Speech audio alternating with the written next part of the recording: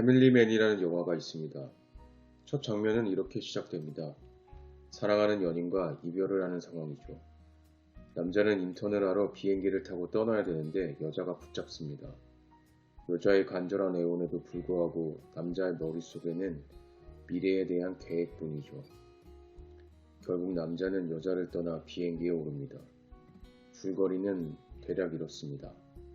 몇 년이 흘러 남자는 결국 원하는 성공을 가지게 됐고 당연히 옛 연인은 잊혀졌습니다. 그러다 어느 날 어느 상점에서 이상한 남자를 만나게 되는데 그 남자가 주인공에게 묻습니다. 당신에게 필요한 건 무엇인가?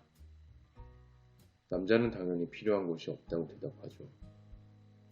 아마 그 강도가 신이나 천사 뭐 이런 거였던 것 같습니다. 그리고 다음날 남자는 처음 보는 낯선 집에서 깨어나게 됩니다. 과거로 돌아가 연인과 결혼을 했고 이미 애까지 둘이 있는 상황이죠. 이미 예상하셨다시피 남자는 처음에는 거부하지만 점차 가족의 사랑이 무엇인지 알게 됩니다. 그리고 현재의 이 삶이 자신이 원하는 삶이라는 것을 깨닫게 되죠. 남자는 이제 자신에게 필요한 것이 무엇인지 알게 된 것 같습니다. 돈, 큰 집, 빠른 차, 여자, 명성, 사회적 지위 이런 것들보다 가족과 누리는 일상의 행복이 더 중요하다는 걸 느끼게 된 거죠. 이성적으로 생각해보면 합리적인 선택이 아닐 수 있습니다. 아마 남자는 이제껏 느껴보지 못한 충만함, 행복감, 편안함, 뭐 이런 것들을 느꼈을 겁니다.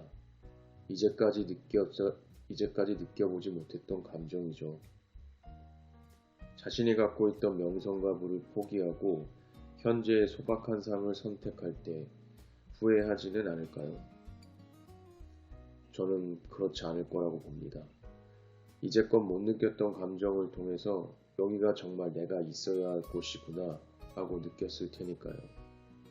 자신의 감정을 잘 아는 사람은 다른 사람 말에 흔들리지 않습니다. 내 취향이 다른 사람 말에 바뀌지는 않죠. 내가 트로트를 좋아하는데 트로트 좋아하는 게 맞을까요? 라고 묻진 않습니다. 그런 사람은 없죠. 김영하, 소설가 김영하 아시죠? 소설가 김영하는 이렇게 말했습니다. 사람은 각자의 경험과 감각을 통해 개별적인 행복을 느껴야 한다. 그런 사람은 누군가를 의식하지도 누군가에게 흔들리지도 않는다. 자, 그럼 그런 감정들을 어떻게 느껴야 됩니까? 세상에 존재하는 모든 경험을 다 해봐야 되나요?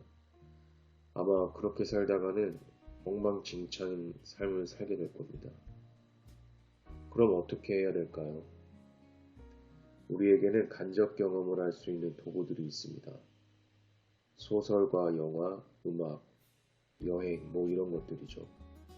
그 안에는 새로운 세상과 새로운 사람들이 있습니다. 내가 경험하지 못한 세계와 사건이 있죠. 만약 나라면 어떻게 했을까 생각해 볼 수 있고 인물들이 처한 상황에 감정을 몰입해 볼 수도 있습니다. 나를 안다는 건 내가 원하는 것이 무엇인지 안다는 겁니다. 내가 원하는 것이 무엇인지 안다는 건 내가 누구인지 알고 있다는 말과 같죠.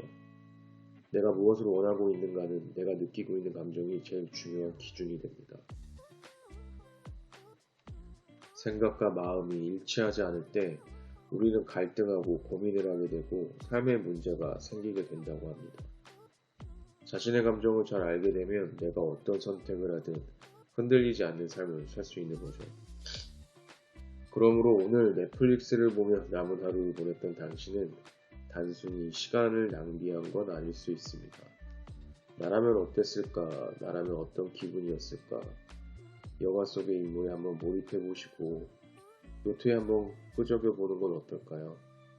어쩌면 나를 더 잘 알게 될 수 있는 기회가 될지도 모릅니다.